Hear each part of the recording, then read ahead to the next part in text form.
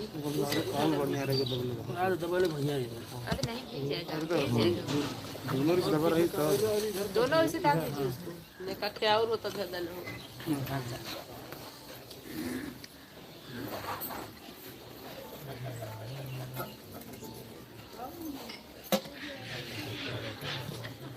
On करो sir.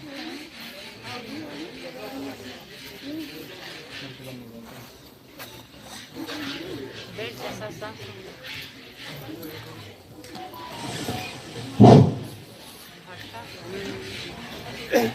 मत भगाइए बैठेगा भाग जाएंगे अपना ही भाग जाएगा साहिबन की सतनाम। तो आज परमपिता परमात्मा की अपार कृपा से, बंदी छोड़ की अपार कृपा से बनारस में ये मूल ज्ञान का सत्संग आयोजित किया गया है। बड़े भाग होते हैं उन जीवों के जो अपने पूरे जीवन काल में एक बार भी इस मूल ज्ञान को सुन पाते हैं, और उससे भी बड़े भाग होते हैं उन जीवों के जो इस ज्ञान को थोड़ा सा भी समझ पाते हैं। क्योंकि सुनना आसान है, आए बैठे घंटा 2 घंटा सुन के चले गए, लेकिन ये ज्ञान जल्दी समझ में नहीं आता। समझ में क्यों नहीं आता, कारण क्या है? क्योंकि आज तक इतना अज्ञान इस दिमाग में जा चुका है, इतना अज्ञान हमारे अंदर भर चुका है कि हम उस अज्ञान को ही ज्ञान मान के बैठ गए।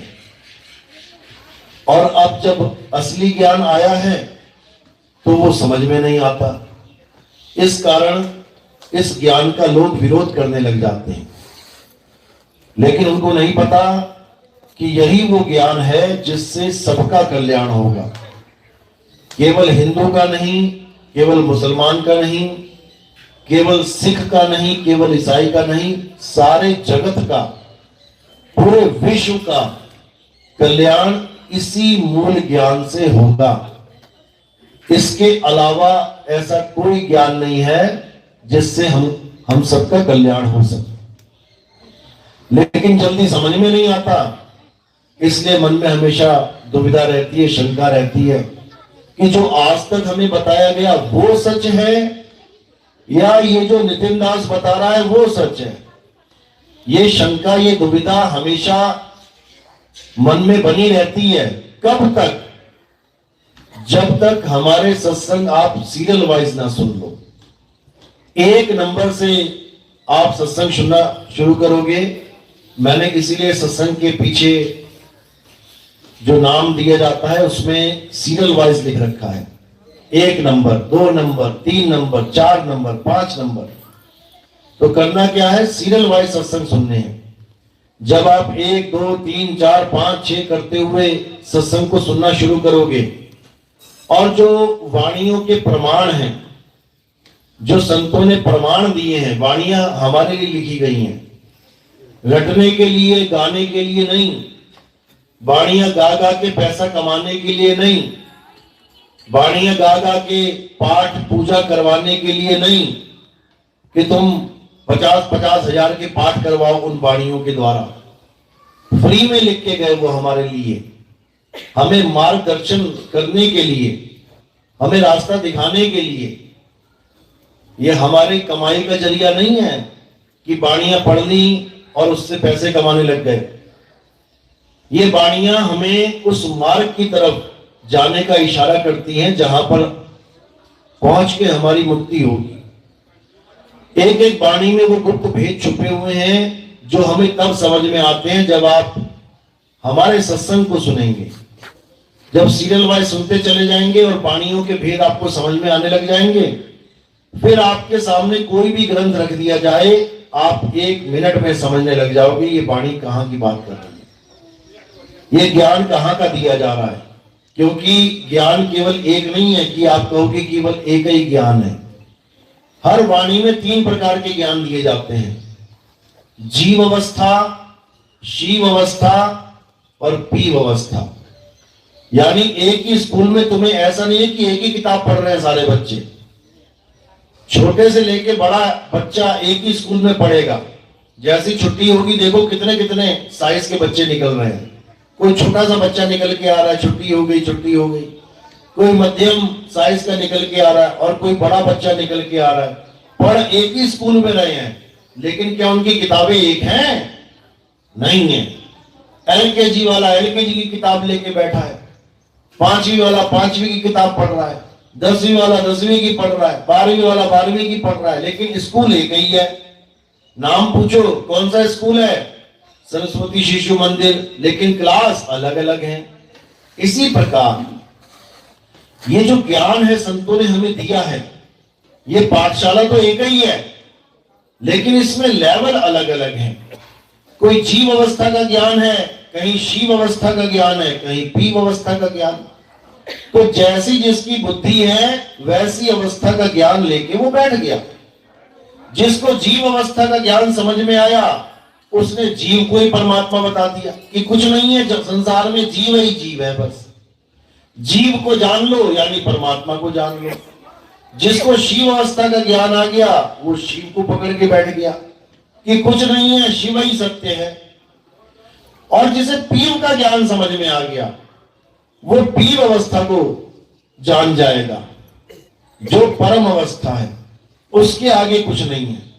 इसीलिए बोला बहुबंधन में बांधया एक बेचारा जीव, और केवल छूटे आपने जो न छुड़ाए पीव। अब जीव और पीव को जब तक हम समझ नहीं गए तब तक ये बाणियां रट रट के कुछ होने वाला नहीं है मेरे भाई, कुछ होने वाला नहीं है। तो हमने क्या करना है? हमने पीव अवस्था को जानना है। कैसे जान पाएंगे? जब आप हमारे सत्संग सीरियल वाइज सुनना शुरू करेंगे, बिना किसी मतभेद के, बिना किसी लाग लपेट के, बिना किसी पक्षपात के, जो बताया जा रहा है ध्यान से सुनते चले जाओ, अपने आप ही निबेड़ा होना शुरू हो जाएगा। तो आज का सत्संग इसी आधार पे किया जाएगा कि क्या है जीव, क्या है शिव और क्या है पीव। जैसे ये बात आपको समझ में आ जाएगी, आपको अपने आप समझ में आने लग जाएगा कि आपको कैसा गुरु मिल गया है, क्योंकि ज्ञान इन्हीं तीनों के इर्द गिर्द घूम रहा है। जीव वाला जीव को पकड़ के बैठ गया, शिव वाला शिव को पकड़ के बैठ गया, और पीव वाला पीव को पकड़ के बैठाएगा। किसको पकड़ने से हमारा कल्याण होगा, आज के सत्संग में आपको अच्छे से समझ में आ जाएगा। तो आज का सत्संग शुरू करने से पहले परमात्मा के नाम पे जयकारा लगाएंगे और फिर सत्संग शुरू करेंगे।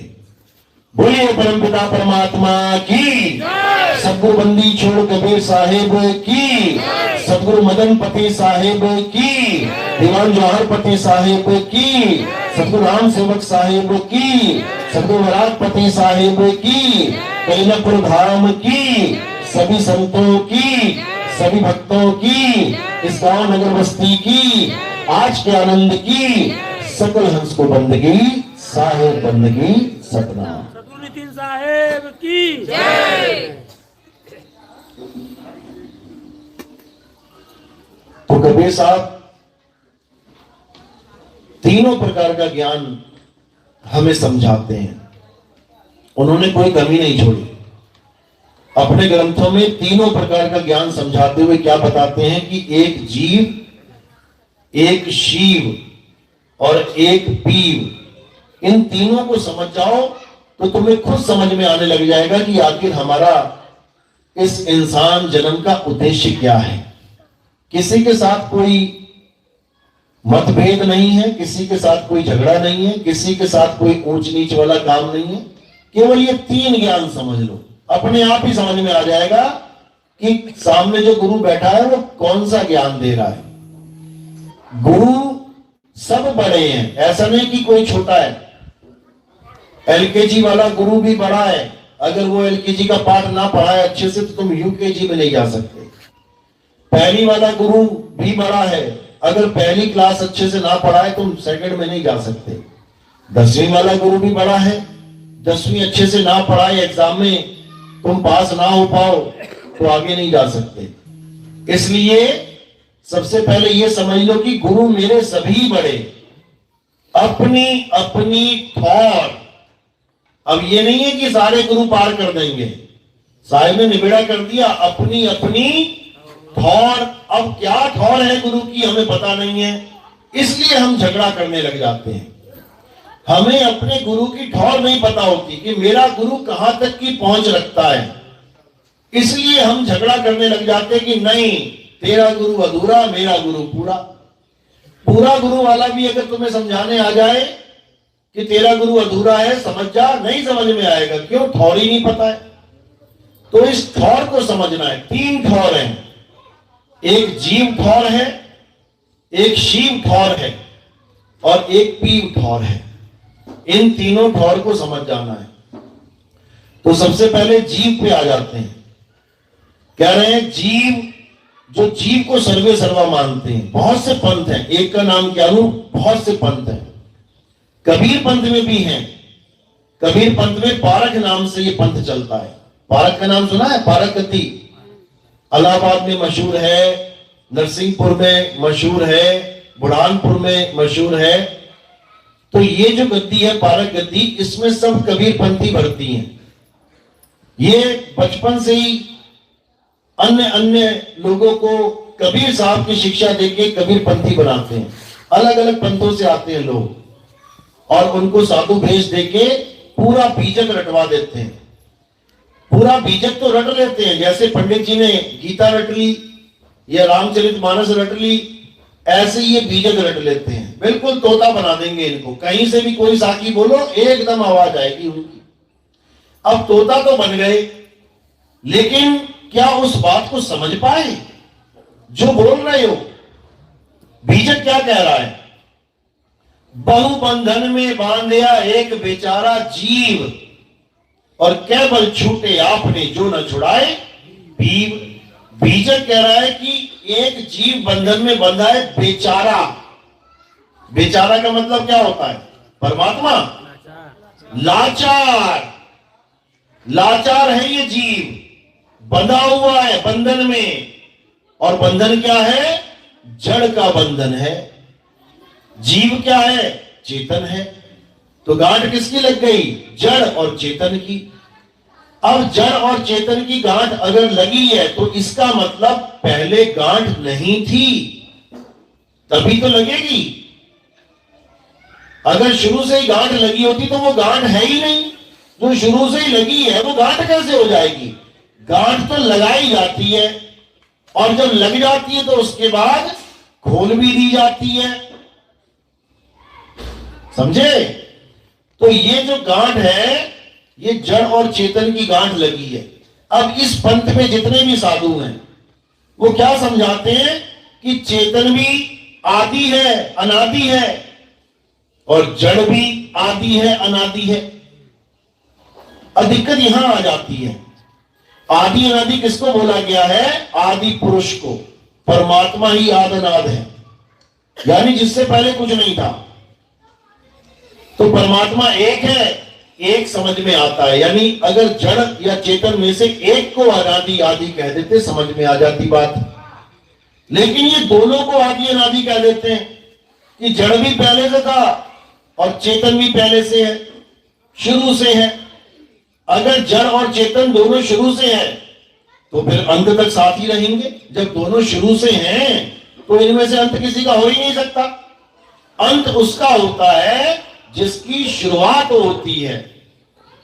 जो पैदा होगा वही मरेगा, और जो पैदा ही नहीं हुआ उसकी मौत कैसे होगी? तो जड़ और चेतन दोनों को आदि अनादि कहने वाला ये जो पंथ है, दुर्भाग्य से ये कबीर पंथ है। यानी कबीर पंथ में ही आ गया ये पंथ। हम इसको कबीर पंथ नहीं कहते, हम क्या कहते हैं इसको? समझ जाओ। तो अज्ञानता का नाम है कबाड़। तो ये कबाड़ पंथ है, ये कबीर पंथ नहीं है। क्यों बोला कबाड़ इसको? क्योंकि ये थोथा ज्ञान है। कबीर साहब का जो ज्ञान है वो सार ज्ञान है। कबीर साहब जड़ और चेतन में से सार असार का भेद कर देते हैं, लेकिन ये उसका भेद नहीं कर पाए, परख नहीं कर पाए, इसलिए इन्होंने थोथे को भी अपना लिया। कबीर साहब कहते हैं सतगुरु ऐसा चाहिए जैसा सूप सुहाए, और सार सार तो गही रहे, थोथा दे उड़ाए। अब उड़ाओगे कैसे? जब तुमने उसको आदि अनादि मान लिया तो उड़ाओगे कैसे? वो तुम्हारे पास ही रहेगा। उड़ाने का मतलब होता है खत्म कर देना, खत्म, खात्मा, यानी वो रहे ही ना, तभी तो उड़ाओगे। और उड़ा के फिर वहीं धर लिया तो उड़ाने का फायदा क्या? आप छलनी चलाते हो, आटा छानते हो, अलग अलग कर लेते हो ना। अलग अलग करने के बाद दोनों को फिर मिक्स करके रोटी बना दी तो चलने की जरूरत क्या थी? इसीलिए कबीर साहब इन लोग को समझा रहे हैं, इन्हीं लोग को समझा रहे हैं बीजक में, भाई रे दो जगदीश कहां से आया और कहो कौन बौराया।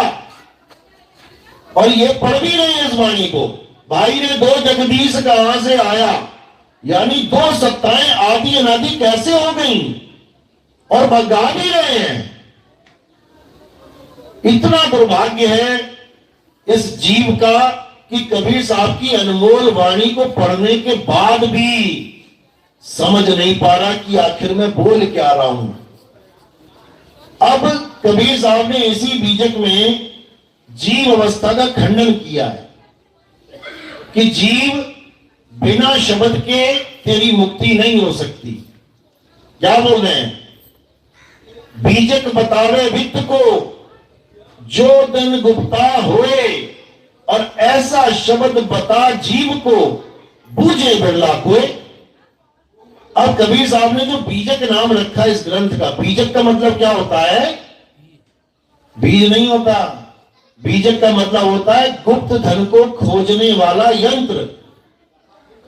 कई लोग सोना खोजते हैं, एक रॉड सी पकड़ी होती है हाथ में, आगे गोल सा पॉइंट होता है, उसको खोजते खोजते देखते हैं कि जहां भी सोना होता है वहां वो बजने लग जाता है, टी टी टी टी। और जमीन के नीचे सोना है लेकिन हाथ में बीजक है, यंत्र है, तो गुप्त धन मिल जाएगा। तो कहते हैं बीजक बतावे वित्त को जो धन गुप्ता होए, ऐसा शब्द बता जीव को बूझे बिरला कोई। यानी इस जीव की मुक्ति कैसे होगी? ऐसा शब्द बता जीव को। यानी अगर तू पूरा गुरु है तो इस जीव को ऐसा शब्द बता दे जिससे इसकी मुक्ति हो जाए। अब वो शब्द क्या है? उस शब्द का नाम क्या है? वो ये पढ़ तो रहे हैं लेकिन पढ़ने के बाद भी नहीं समझ पा रहे हैं। उस शब्द का नाम क्या है? सार शब्द। सार शब्द ये पढ़ तो रहे हैं दिन रात, वाणी पढ़ते हैं। क्या लिखा वाणी में?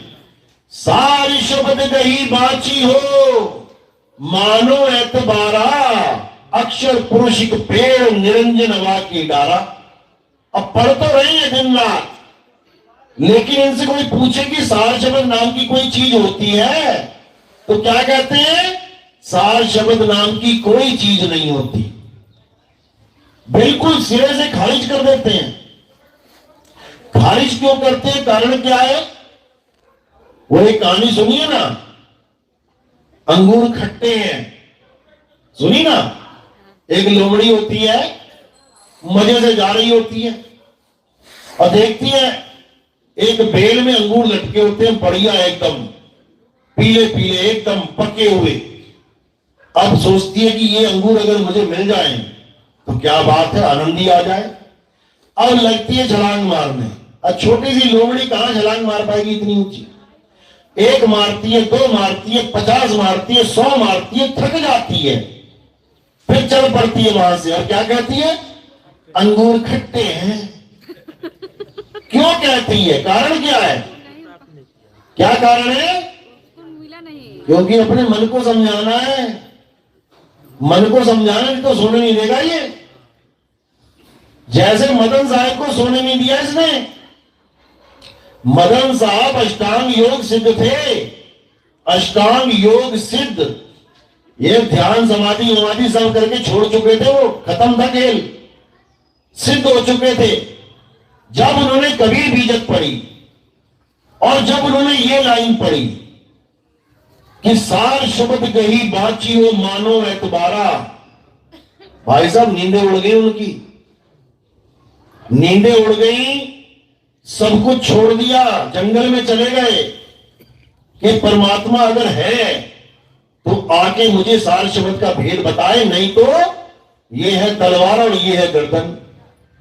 आज भी खरौना आश्रम में वो तलवार पड़ी हुई है जो मदन साहब अपनी गर्दन पे रख चुके थे काटने के लिए। 7 दिन तक आंख बंद करके बैठ गए कि परमात्मा आए और मुझे सार शब्द का ज्ञान बताए।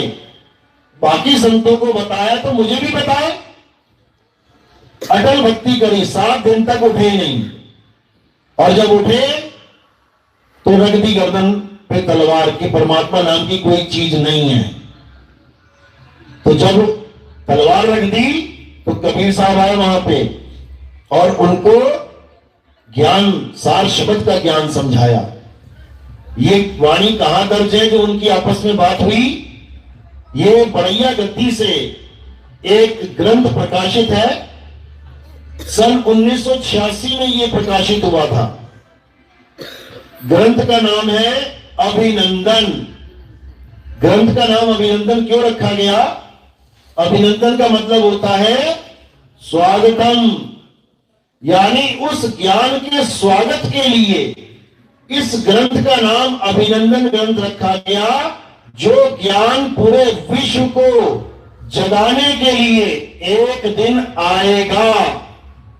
इसलिए उस ग्रंथ का नाम कोई कबीर वाणी या कबीर ज्ञान या कबीर ये या कबीर वो ना रख के क्या रखा गया? अभिनंदन। ये उस ज्ञान का अभिनंदन है। उस अभिनंदन ग्रंथ में कबीर साहब और मदन साहब की वार्ता है, जिसमें कबीर साहब मदन साहब को सार शब्द का पूरा ज्ञान समझा रहे हैं और बता रहे हैं कि मदन, इस सार शब्द के बिना एक भी जीव बचने वाला नहीं है। चाहे वो विहंगम योग वाला 5 साधना की 5 भूमियों की साधना करता मर जाए, चाहे वो किसी भी पंथ में 5 नाम 7 नाम 10 नाम जपता मर जाए, चाहे वो निरंकारी पंथ में दोनों हाथों के बीच में परमात्मा को देखता देखता मर जाए, चाहे वो मंदिर मस्जिद गुरुद्वारों में सारी उम्र धक्के खाता हुआ मर जाए, किसी का भी कल्याण बिना सार शब्द के नहीं होने वाला। तो मदन साहब ने कहा, भाई फिर ये सार शब्द गुरुजी कैसे मिलेगा सबको, कैसे प्राप्त होगा, कैसे आप सबके पास जाओगे? जैसे आप मेरे पास आए हो, किस किस के पास जाओगे? कैसे ये ज्ञान पूरे संसार में उजागर होगा? तब मदन साहब को कबीर साहब ने क्या समझाया कि उसकी चिंता तुम मत करो, उसकी चिंता किसी को करने की जरूरत नहीं।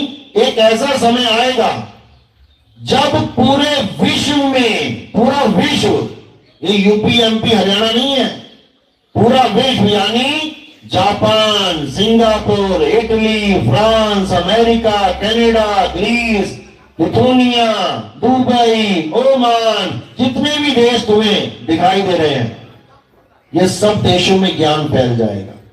अब ये कैसे फैलेगा? उस समय तो ये मुमकिन नहीं था, ना कोई मोबाइल थे, ना कोई इंटरनेट था। साधु महात्मा बेचारे पैदल जाते थे, जहां गांव में बैठ गए वहां ज्ञान दे दिया। जो नहीं गांव तक पहुंच पाया, भले पड़ोसी गांव का क्यों ना हो, उसको नहीं मिलेगा, आगे बढ़ गए। तो उन्होंने बोला कि एक ऐसा समय आएगा जब ये ज्ञान पूरे संसार में छा जाएगा। क्या बोला उन्होंने? कहते, चौथी गद्दी होई अवतारा, ताका चरित्र विदित संसारा, मेरी बात सांच कर मानो, मदन बात अपने मन मानो, चौथी गद्दी का विस्तारा, डंका बाजी सब संसारा, हम उनके सिर बैठब आई, और वासे पार कोई नहीं पाई, सार शब्द मुख करब पसारा। कहते सारी दुनिया का पसारा, सारी दुनिया में सार शब्द का पसारा इस मुंह से कर देंगे। इसका मतलब ये नहीं कि कोई सार शब्द मुंह से बोलने वाला जाप मंत्र है, बिल्कुल नहीं। कहते पूरे संसार में इस सार शब्द का डंका बजेगा और सारे जीवों का कल्याण होगा। जो विवेकी होगा वो इस ज्ञान को सुनते ही जाग जाएगा और अपने आप इस पंथ में जुड़ता चला जाएगा।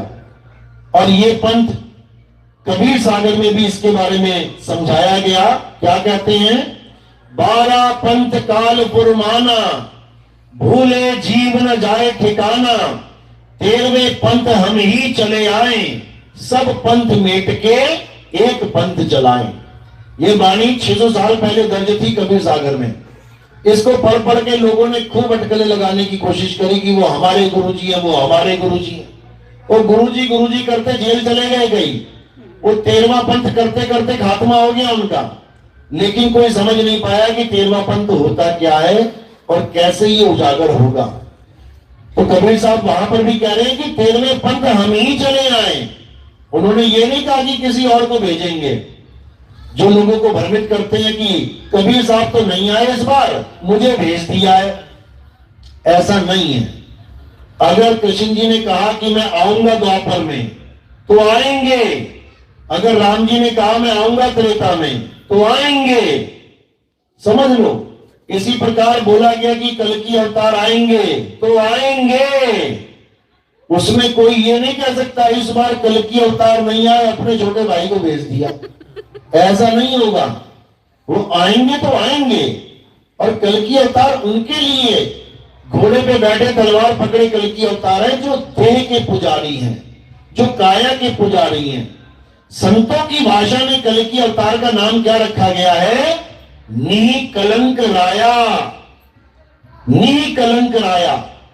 और जो कल की अवतार होंगे निकलंक राया, उनके नाम में झलक जाएगा। तुम्हें याद रखना, निकलंक राया ये वाणियों में दर्ज है, नितिन दास नहीं बोल रहा है।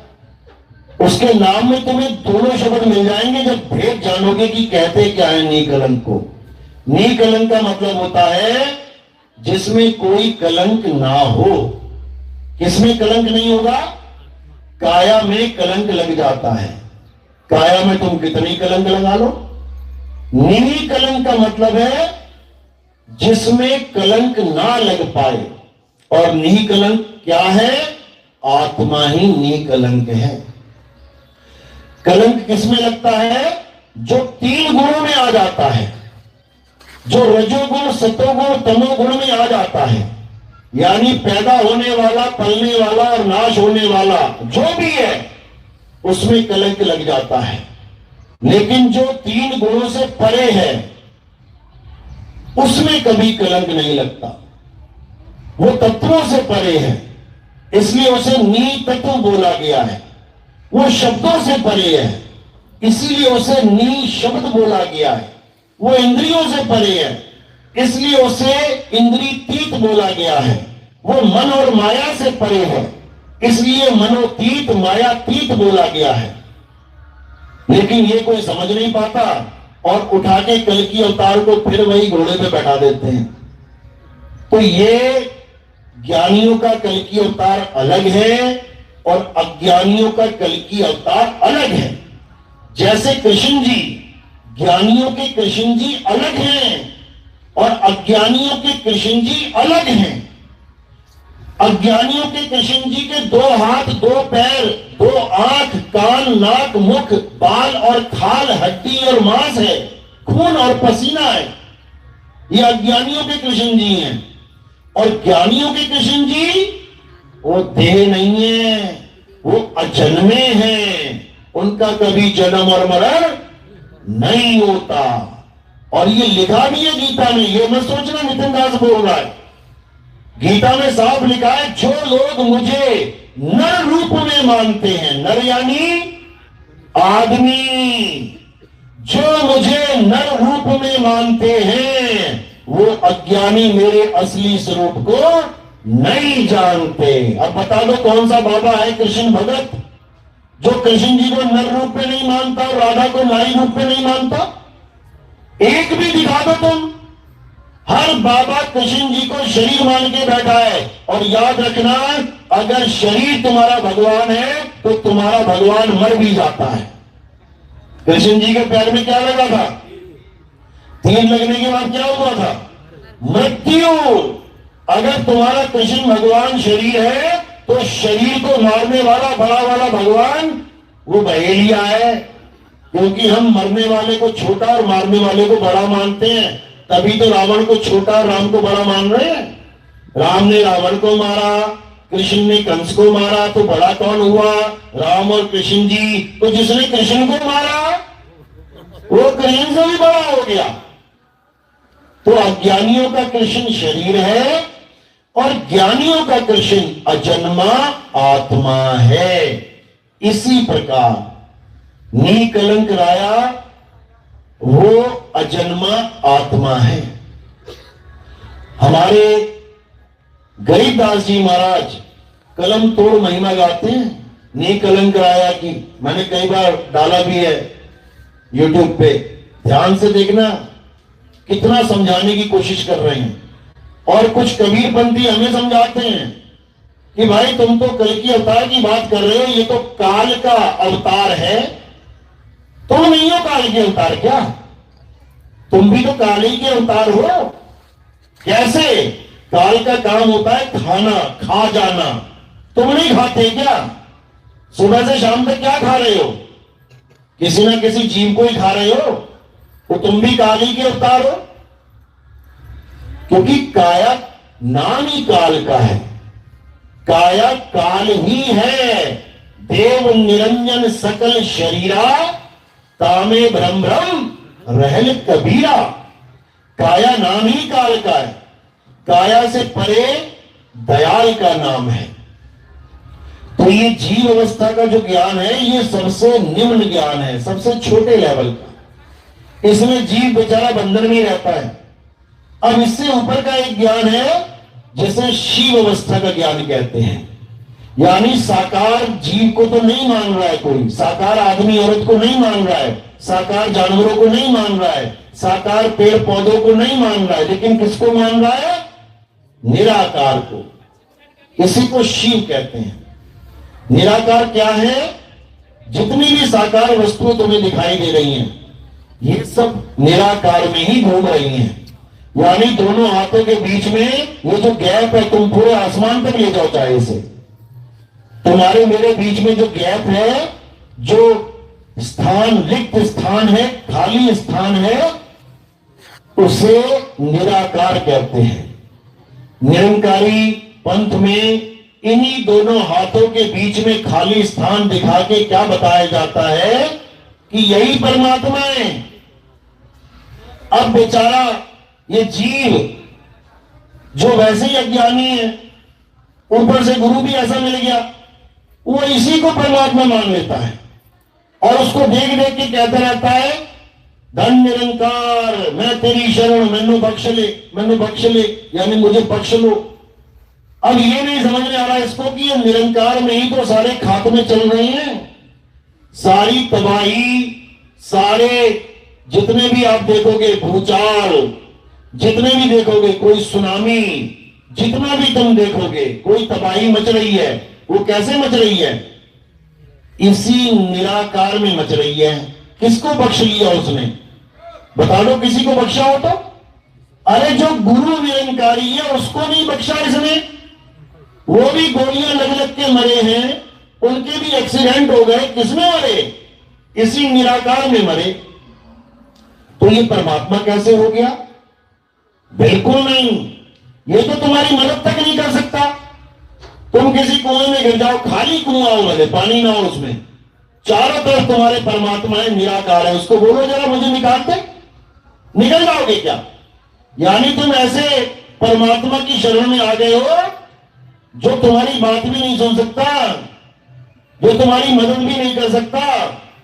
और तुम किसी आदमी से कह देना, चलता हुआ आदमी कोई कुएं के ऊपर खड़ा हो, देख रहा हो तुम्हें, उसको कहो भैया निकाल दे, तुम्हें निकाल लेगा, वो तुम्हें बाहर निकाल लेगा।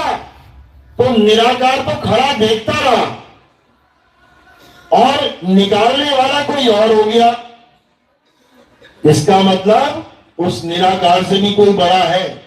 अब केवल साकार मत मान लेना उसको कि वो आदमी साकार है इसलिए उसने मुझे निकाल लिया। साकार तो लाश भी है, साकार तो लाश भी है। जब लाश गिर पड़ती है किसी की तो क्या वो साकार नहीं है? साकार है। तो ना निराकार निकाल पाएगा ना साकार निकाल पाएगा। अगर वो लाश है तो निकालने वाला कौन था? आत्म तत्व। आत्म तत्व की वजह से ये लाश जिंदा हुई पड़ी है और ये किसी को भी निकाल सकती है। इस आत्म तत्व को जानना है, इस आत्म तत्व को पता करना है कि क्या है। ये साकार और निराकार दोनों से न्यारा है, दोनों से। इसीलिए कबीर साहब ने बोला साकार निराकार दोनों से न्यारा और जानेगा कोई जानन हारा। ये सबके बस की बात नहीं है कि जीव और शिव का ज्ञान समझ में आए। इसी शिव को ब्रह्म कहते हैं और इसी साकार को जीव कहते हैं। ये साकार बना बैठा है और ब्रह्म निराकार बना बैठा है। इसीलिए ये लोग इसको ब्रह्म ज्ञान कहते हैं, लेकिन भूल जाते हैं कि ब्रह्म से भी परे कुछ है। और वो क्या है? पार ब्रह्म। ब्रह्म से परे क्या है? पार ब्रह्म। अब ये क्या है? साकार का भी पता लग गया, निराकार का भी पता लग गया, लेकिन ये पार ब्रह्म क्या है? ये किसी के समझ में नहीं आ। तो पार ब्रह्म कह लो, परम ब्रह्म कह लो, परम आत्मा कह लो, ये सब उसी के पर्यायवाची नाम है।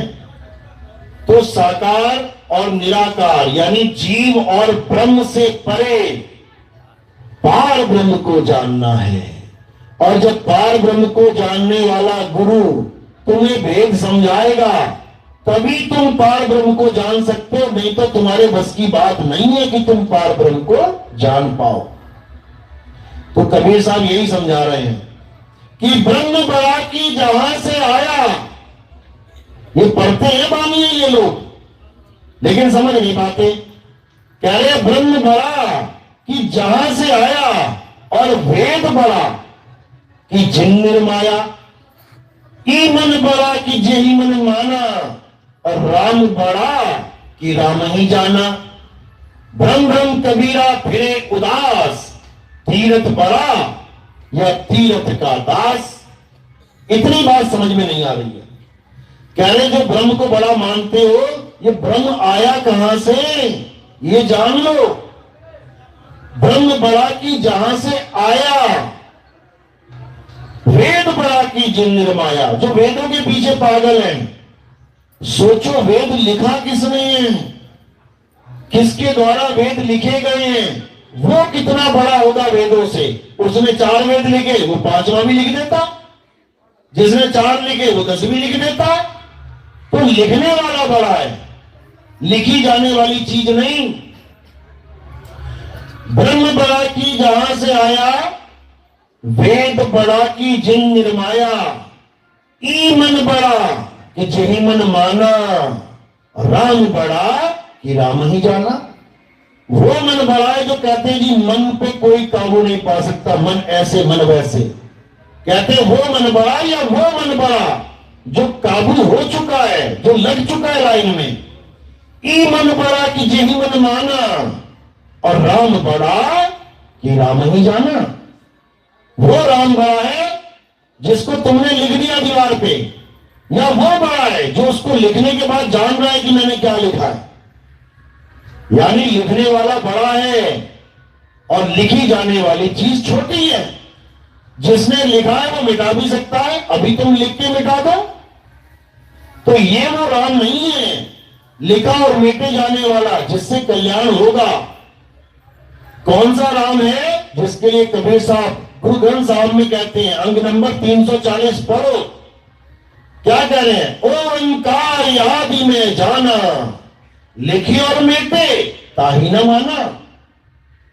ओंकार लखे जो कोई और जिन ये लखा सो बिरला कोई। कहते मैं उसको नहीं मानता जो लिखे और मेटे में आ जाता है।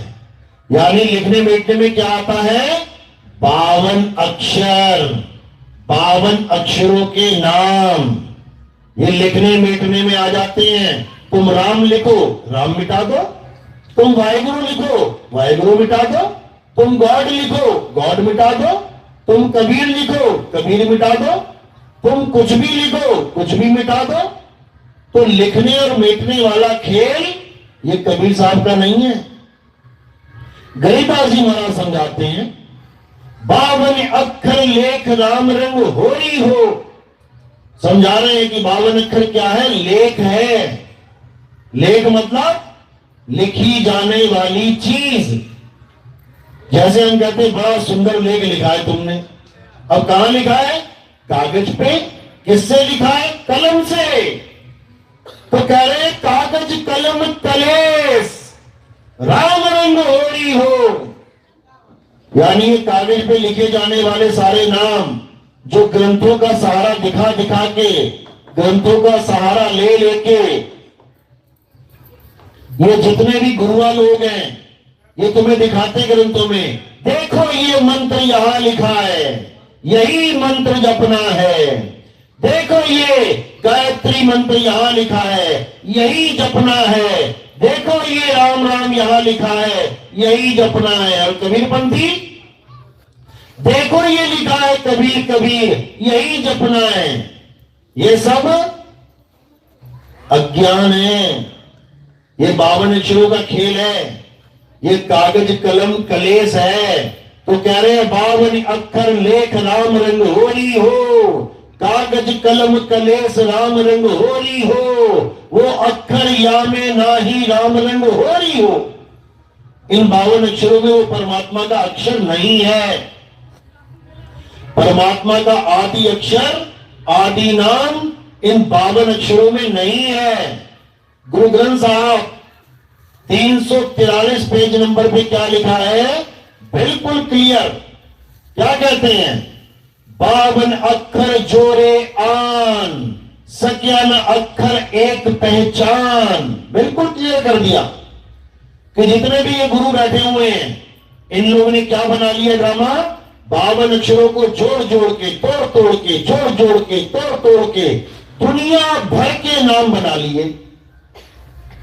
एक राम जी को ही मानने वाले अगर 100 गुरु हैं और उनके पास तुम नाम लोगे, तुम्हें 100 अलग अलग नाम पकड़ा देंगे।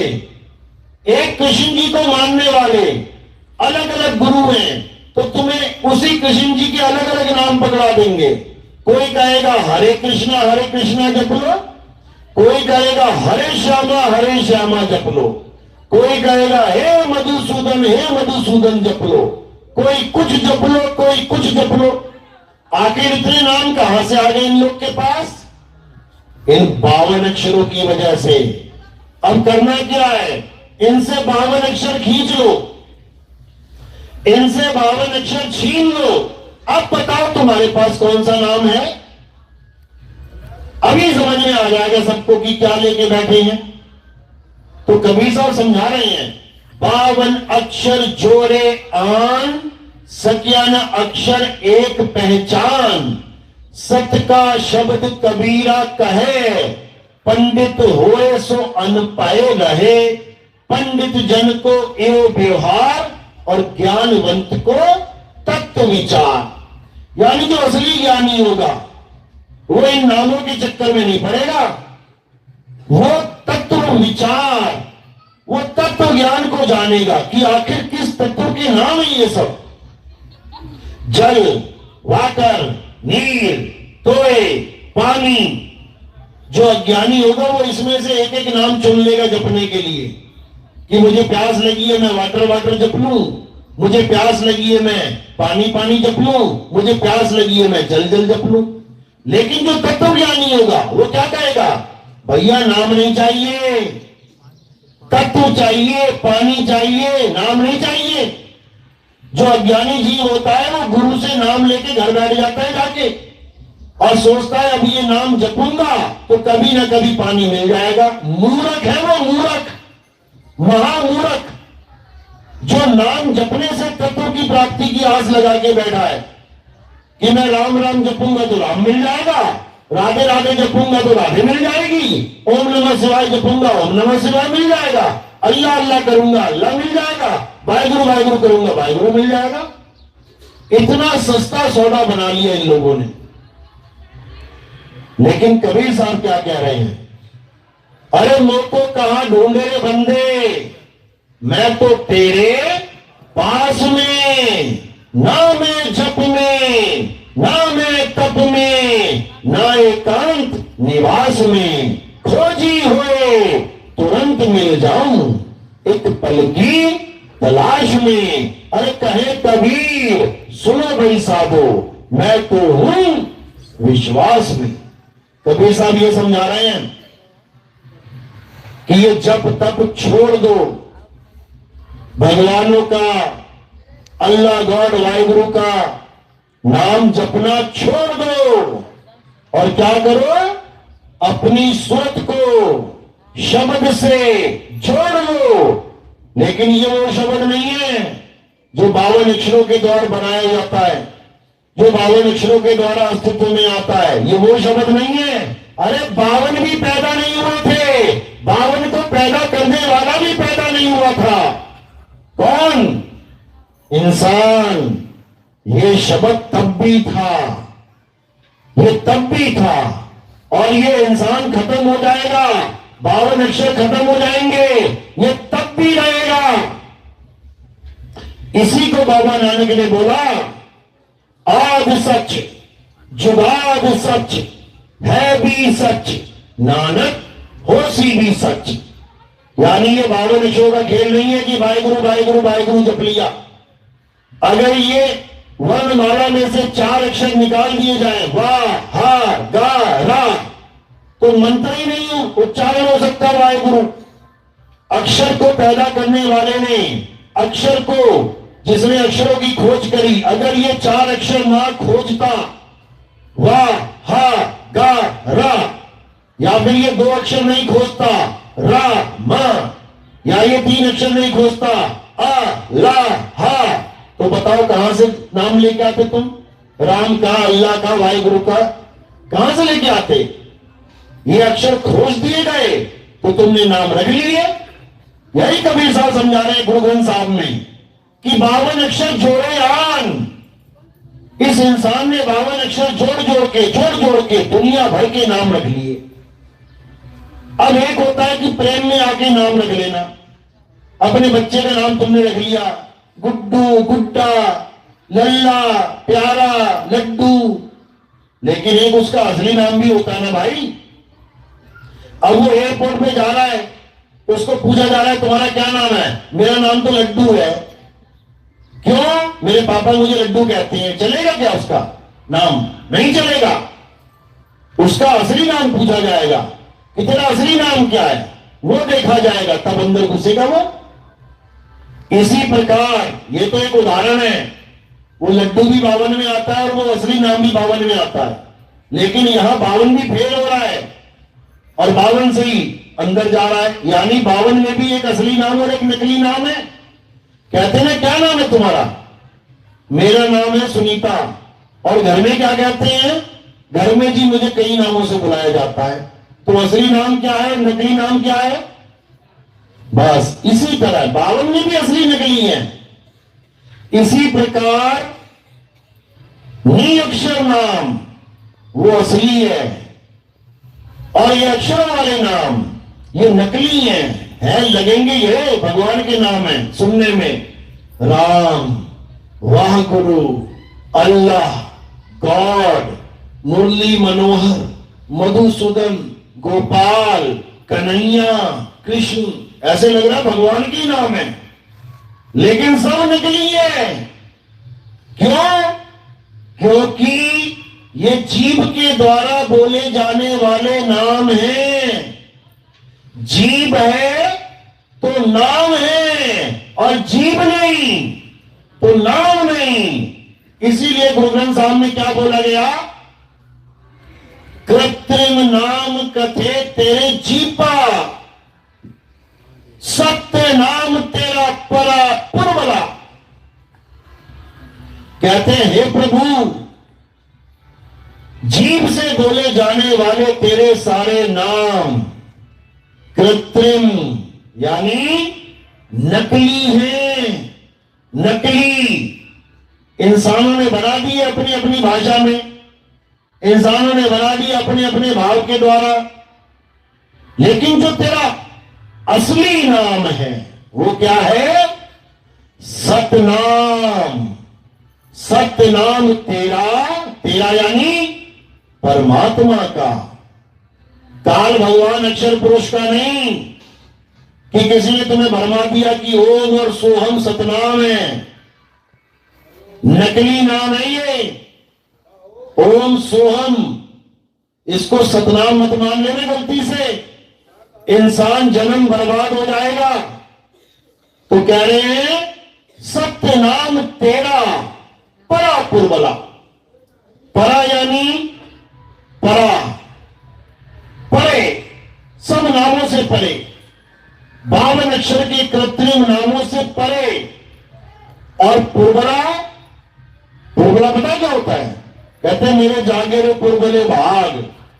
पुरबला यानी शुरू से भी शुरू, शुरुआती बिल्कुल, यानी सदा सदा रहने वाला। सत्य नाम तेरा परा पुरबला। उस सत्य नाम को जानो जो परा है, पुरबला है। और वो क्या है?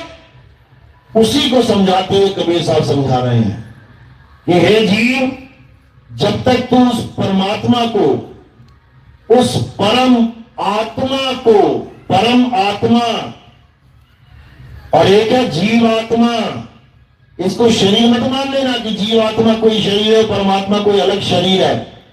शरीर का तो नाम ही नहीं लिया। जीव आत्मा, परम आत्मा दोनों अविनाशी हैं और शरीर नाशवान है। कहते हैं ना ईश्वर अंश जीव अविनाशी, यानी जब हम जीव कहते हैं तो वो भी अविनाशी है, और जब हम परमात्मा यानी पीव कहते हैं वो भी अविनाशी है।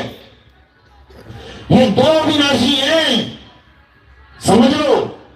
कई जगह इनको दो अक्षर भी बोला गया है, लोग कंफ्यूज हो जाते हैं कि कबीर साहब कह रहे हैं कि यहां पे दो अक्षर जपो, दो अक्षर को जानो। कबीर साहब ने दोनों अविनाशी का भी जिक्र किया है। दोनों अविनाशियों का जिक्र करते हुए एक होने की भी बात करी है। कहते अब तो जाए चढ़े सिंहासन, मिले हैं सारंग पानी, राम कबीरा एक भय है, कोई न सके पहचानी। क्योंकि ईश्वर अंश जीव अविनाशी। अब अंश कहां समाएगा? अंशी में। जीव कहां समाएगा? पीव में। तभी तो एक होगा। इसी को साहिब ने वाणी के द्वारा समझाया है। क्या कहते हैं? तो ही मोही, मोही तो ही, अंतर कैसा, तनक तटिक जल तरंग जैसा। यानी देखने में ये दो अलग अलग लगेंगे, लेकिन एक ही रूप है इनका। एक अपने रूप को जानता है इसलिए पीव है, और एक अपने रूप को नहीं जानता इसलिए जीव है। बस इतनी सी बात है। समुंदर और समुंदर की लहर दोनों एक जगह दिखेंगी, तुम्हें अलग नहीं कर सकते इनको। ऐसा हो सकता है समुंदर यहां पर आए और लहर वहां गलियों में घूम रही है? समुंदर और समुंदर की लहर एक ही है।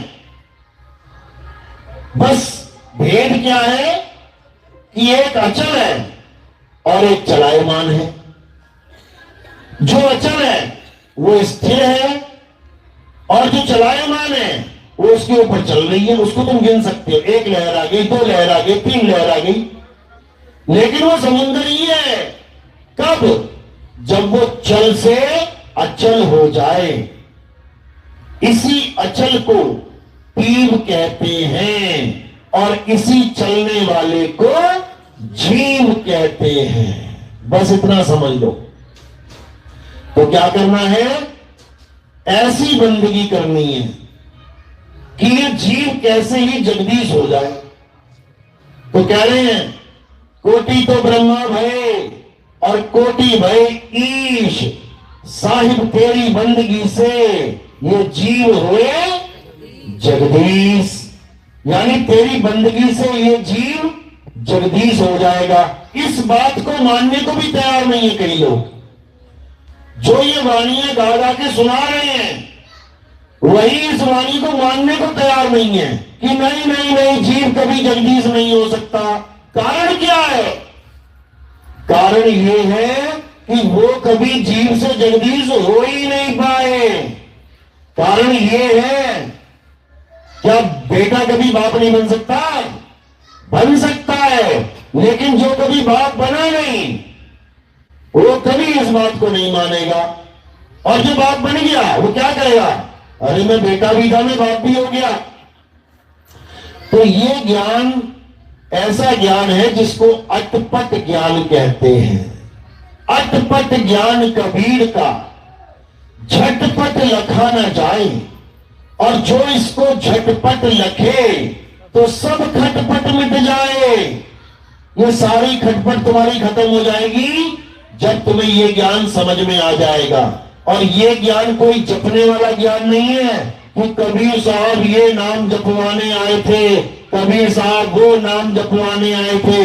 अरे कबीर साहब सारे नाम छुड़वाने आए थे। छोड़ दो ये नाम जाप और क्या करो?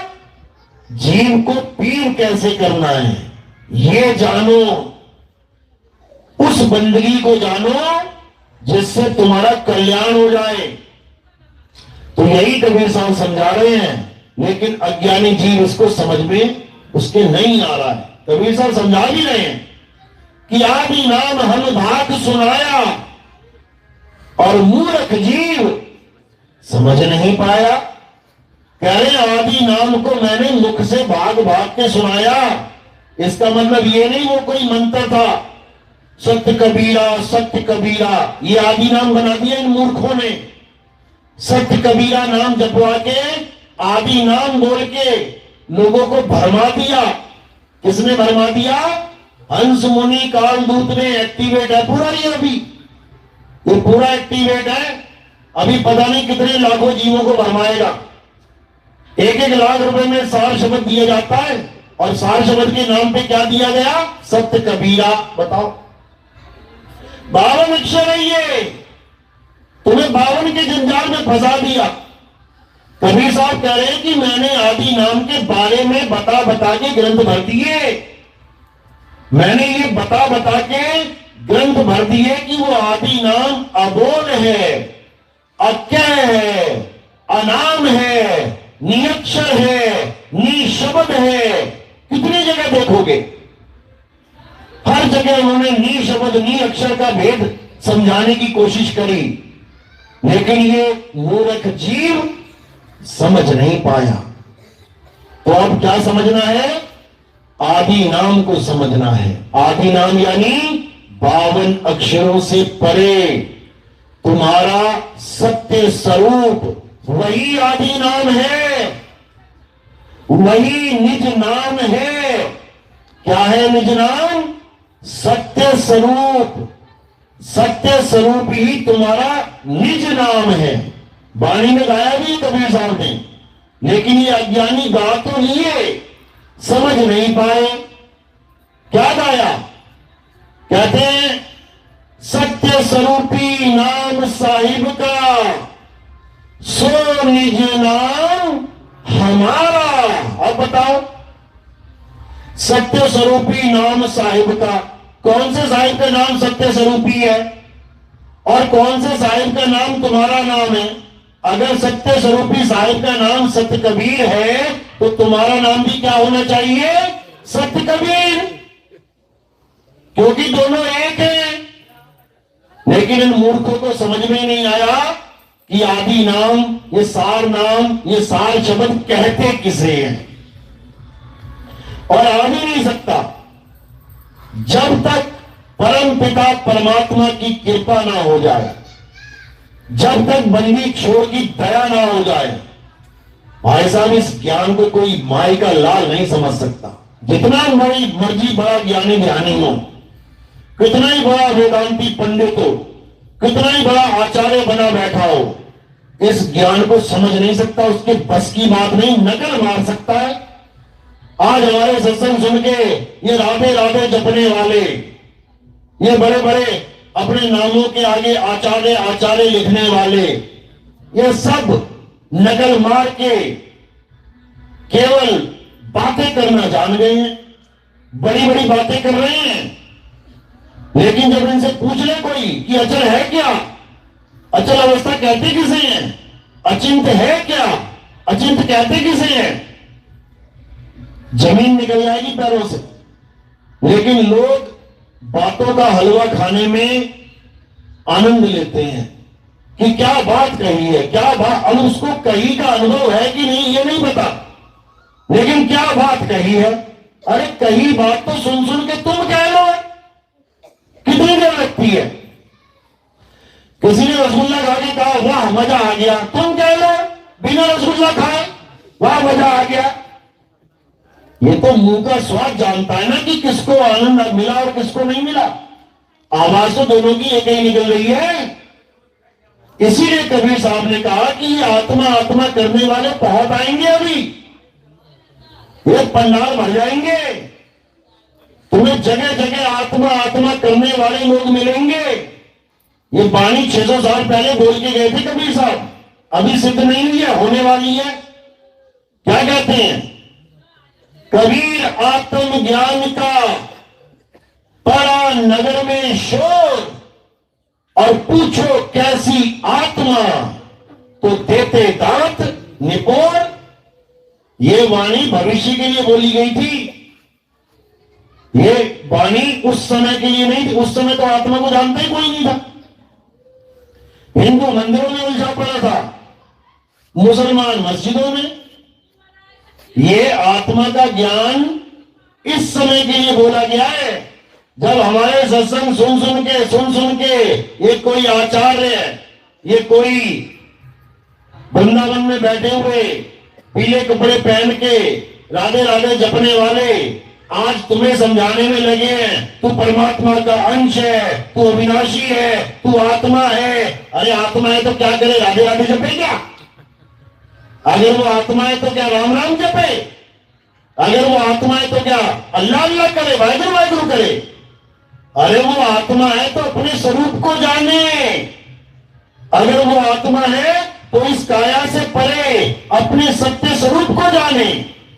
अध्याय 3 17वां श्लोक, ये नहीं बोला गया कि हे अर्जुन तू राधे राधे जप, हे अर्जुन तू राम राम जप, हे अर्जुन तू हरे कृष्णा कर। क्या बोला गया? हे अर्जुन, जो अपनी आत्मा में रमा करते हैं, जो अपनी आत्मा में तृप्त हैं, जो अपनी आत्मा में संतुष्ट हैं, उनके लिए कोई धार्मिक कर्म कर्तव्य लागू ही नहीं होता, लागू ही नहीं होता। और इन लोगों ने आत्मा को छोड़ के सब कुछ लागू करवा दिया, सब कुछ लाद दिया तुम्हारे सिर पे। राम राम भी जपले, राधे राधे जपले, अल्लाह अल्लाह जपले, वाहिगुरु वाहिगुरु जपले।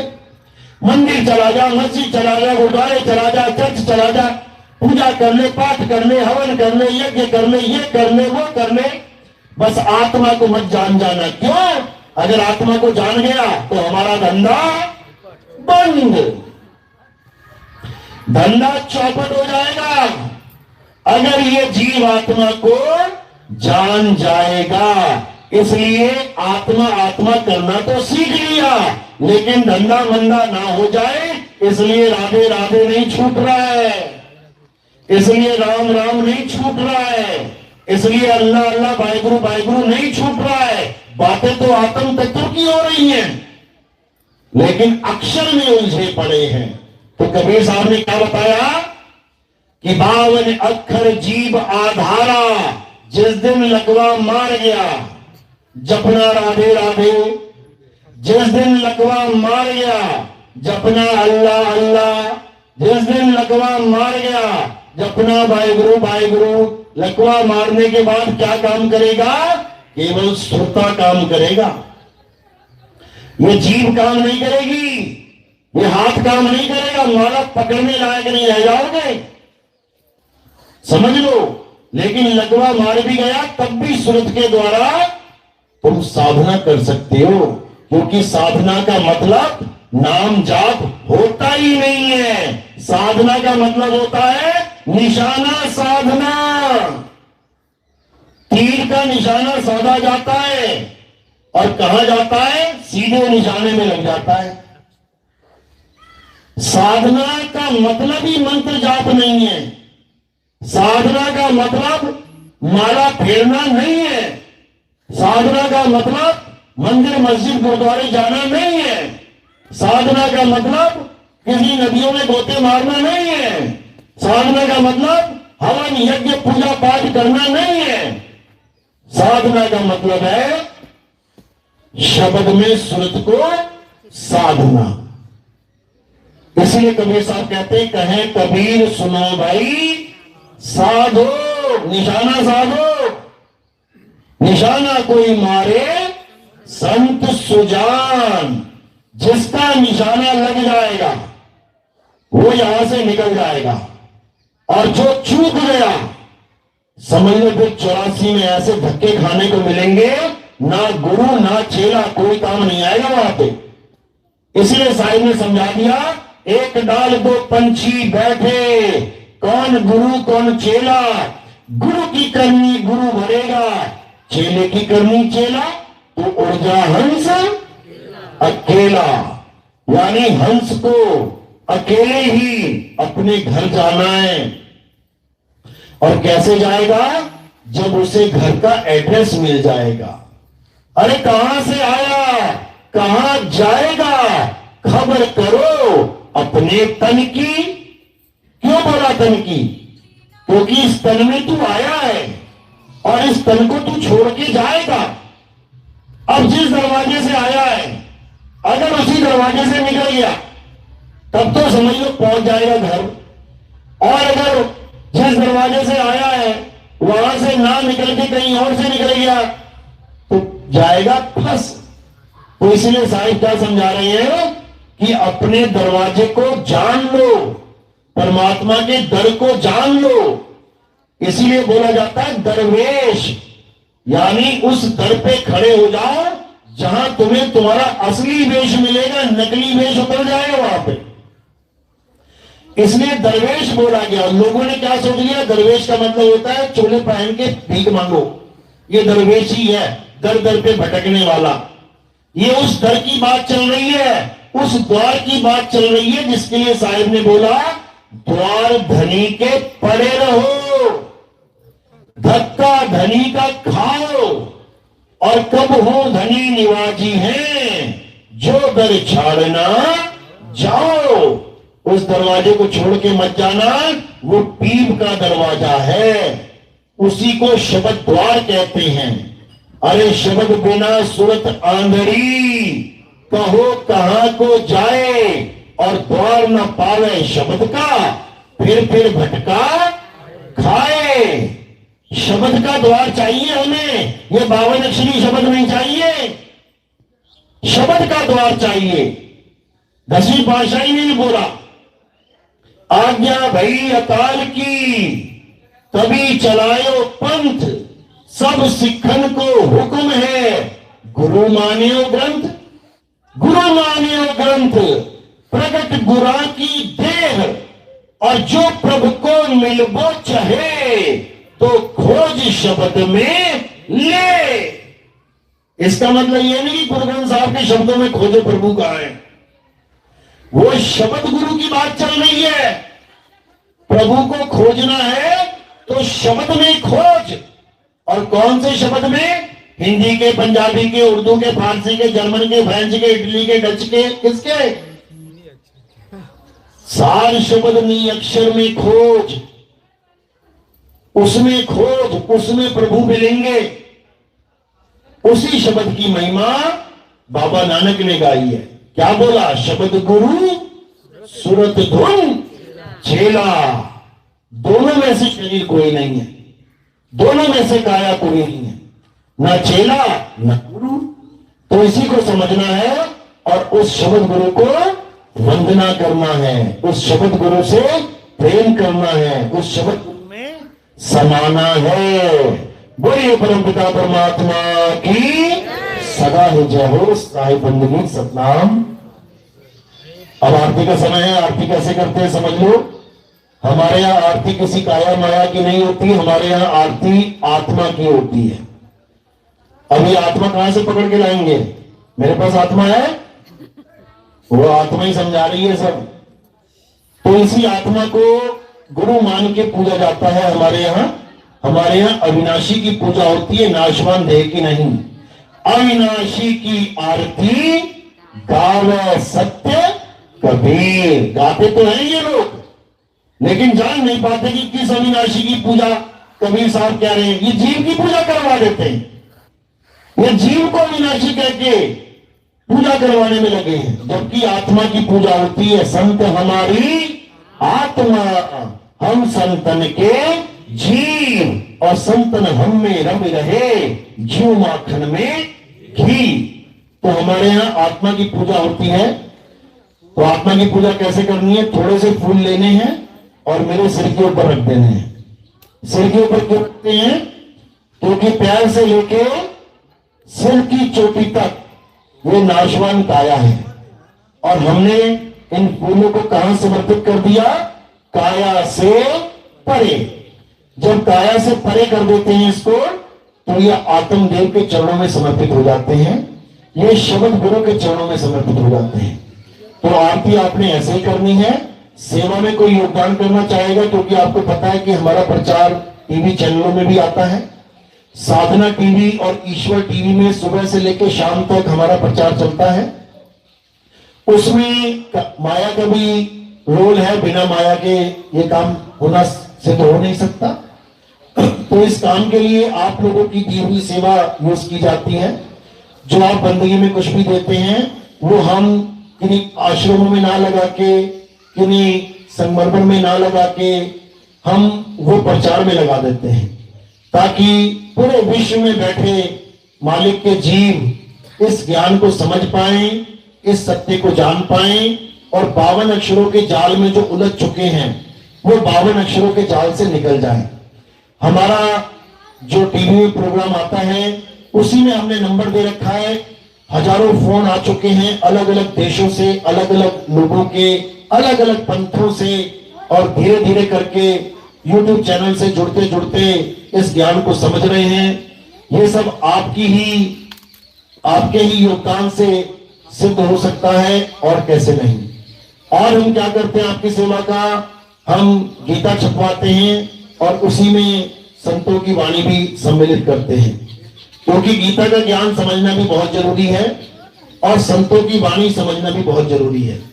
गीता का ज्ञान जब आप समझ जाते हैं, तो संतों की वाणी को समझना बहुत आसान हो जाता है।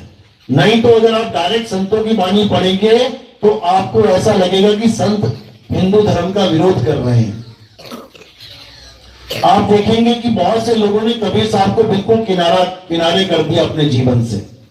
हिंदू धर्म में आप कबीर साहब की बात कहीं जाके करोगे, तो आपको एकदम टेढ़ी निगाहों से देखा जाएगा, और क्या बोलेंगे? अरे ये तो मुसलमान हैं, ये तो देवी देवता की पूजा ही नहीं करते, ये तो मुसलमान पंथी बन गए हैं। कबीर पंथ को मुसलमान पंथ बोला जाता है केवल इसी कारण कि कबीर पंथ में देवी देवताओं की पूजा निषेध है।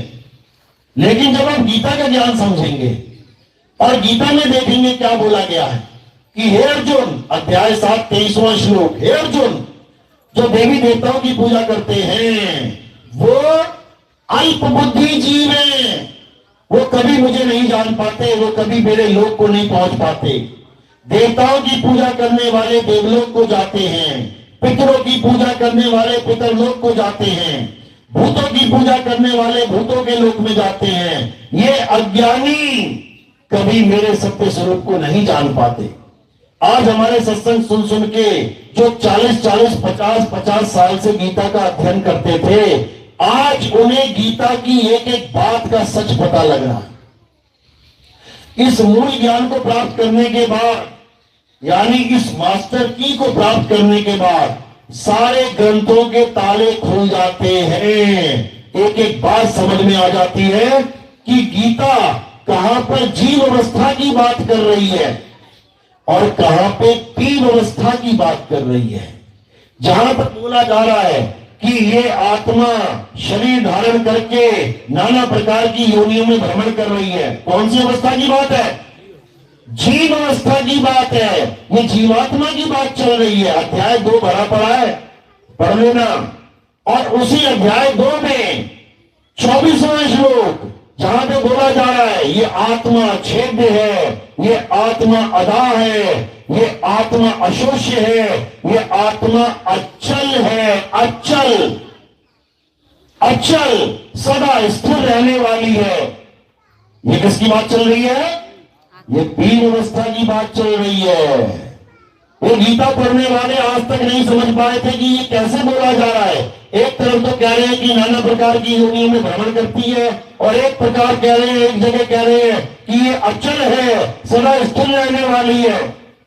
दिमाग के कीड़े मर गए थे इनके सबके खोजते खोजते। लेकिन जैसे हमारा सिस्टम सुनने में आया, 50-50 साल पुराने खोजियों ने सरेंडर कर दिया। सरेंडर इसको कहते हैं मूल ज्ञान का डंका, इसको कहते हैं संतों का आशीर्वाद। जब संतों का आशीर्वाद मिल जाता है तो हर प्रकार का ज्ञान खुल जाता है। बोलिए परमपिता परमात्मा की सदा ही जय हो। साहिब बंदगी सतनाम सतनाम।